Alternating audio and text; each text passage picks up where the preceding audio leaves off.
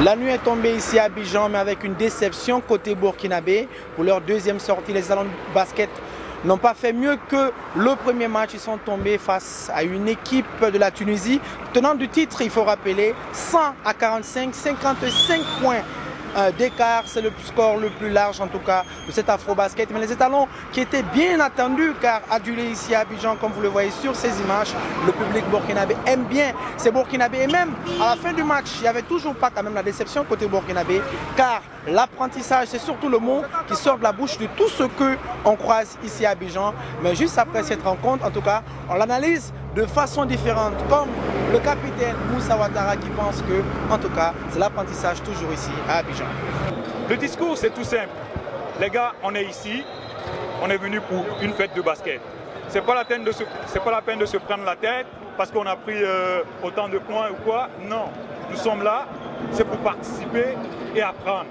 Et les autres années à venir, on verra. Une première fois, c'est toujours difficile. L'équipe, vous avez dit, l'équipe elle est jeune, donc il y a d'autres années à venir. Même s'il y a des leaders parmi l'équipe, dans l'équipe qui n'existeront plus dans les autres équipes à venir, il y a les plus jeunes. On a vu aujourd'hui, il y a d'autres jeunes qui sont montés, ils ont montré les jeux. Donc je ne peux dire que bravo à ces jeunes qui ont pris l'initiative et qui ont été de l'avant. Bon, notre défense, on n'a pas été assez agressif. On savait que c'était des shooters, mais on n'a pas été assez agressif. C'est surtout ça qui nous a manqué. On a le manque d'expérience aussi, parce que c'est quand même une grosse équipe. Ils sont tous à droite dans l'équipe.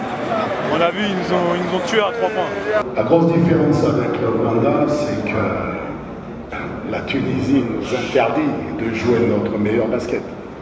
Le Rwanda ne nous a pas interdit de le jouer. C'est nous qui ne l'avons pas mis en application. Mais la défense de la Tunisie, c'est aussi quelque chose.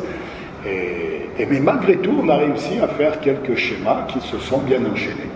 C'est pour ça que, à l'inverse du Rwanda, ce soir, je ne dis pas qu'on a bien joué, hein, loin de là, mais on a réussi quand même à proposer un basket un peu plus, avec un peu plus de continuité, avec une diversité un peu plus présente que face au Rwanda.